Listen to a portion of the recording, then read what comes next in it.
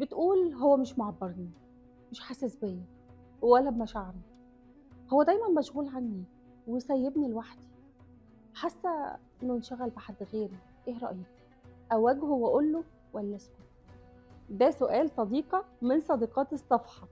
خلّيني أقول لِك، لو أنتِ قُلتِ له الكلام بالشكل ده هيبعد أكتر، أمّا بقى لو مثلًا قُلتِ له يا عم اللي ادّاك يدّينا، أو قُلتِ له يا واد يا تقيل، كلمتين حلوين بس جواهم عتاب الأحبة. لو مثلًا جه عيد ميلادِك ونسي، خلاص عادي ما تكلميهوش، بس في نفس الوقت زي ما بيقولوا كده ارمي الشبكة وشديها عليكِ، بس بالراحة وبالهداوة. جرّبي تبعتي تقولي له أنا كنت هابقى مبسوطة أوي لو قُلتِ لي كل سنة وأنتِ طيبة وافتكرتِ عيد ميلادي. هنا بقى دماغه هتنشغل، هيبدأ يفكّر فيكِ بس بشكل مختلف.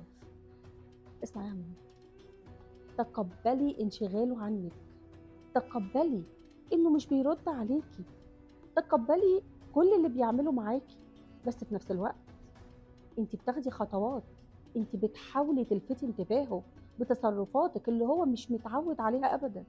اشغلي دماغه واروشيه، بس كُلّه بصنعة لطافة.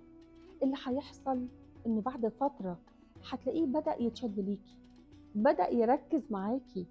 أصل المشكلة إن الست لمّا بيحصل معاها كده بتتوتر وبتتلخبط وتفقد هدوءها وبتهاجم. فخليكِ هادية عشان تعرفي تفكّري وتعرفي تنفّذي.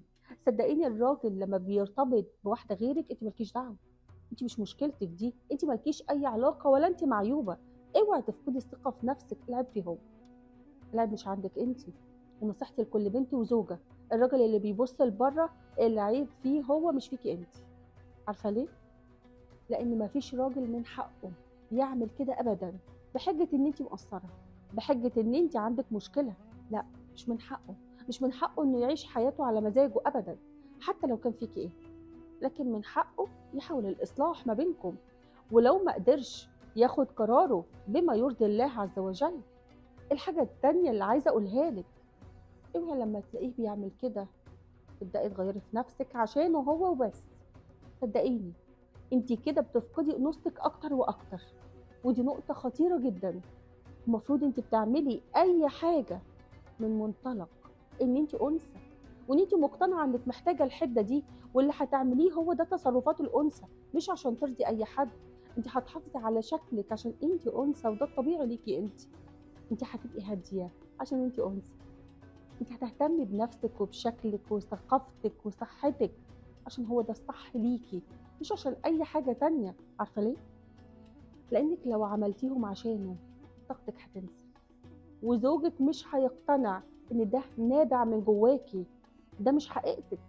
وأول ما هتفقدي الأمل فيه هترجعي عن كل اللي أنتِ عملتيه ده، وحياتِك هتبوظ أكتر وأكتر.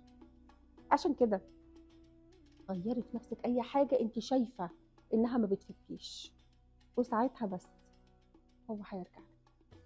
ومش بس كده، أنتِ كمان هترجعي لأنوثتِك الحقيقية، هترجعي لنفسِك. وزي ما قُلت لِك العيب مش فيكِ، العيب فيه هو، لإن هو اللي بيبُص لواحدة و2 و3. فبلاش تتخضي وتتلخبطي، خليكِ هادية وركّزي على نفسِك. بلاش تحسّي إنِّك فيكِ حاجة غلط، تقبّلي إنه هو اللي عنده المشكلة مش أنتِ أبدًا.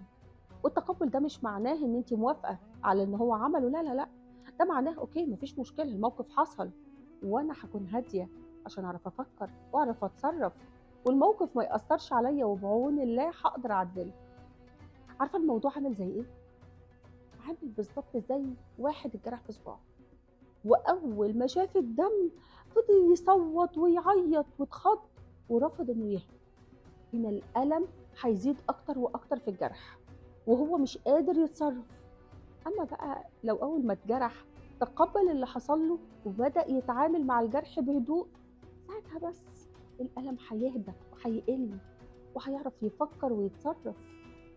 العلاقات برضه نفس الكلام، لازم أتقبّل اللي حصل، أي حاجة تحصل، عشان أقدر أفكّر وأتعامل مع الموقف بكل هدوء. لو استفدت من الفيديو اعمل لايك وشير عشان غيرك يستفيد، ولو ما اشتركتش في القناة اشترك دلوقتي حالًا عشان يوصلك كل جديد. باحبكم في الله، هدية محمود.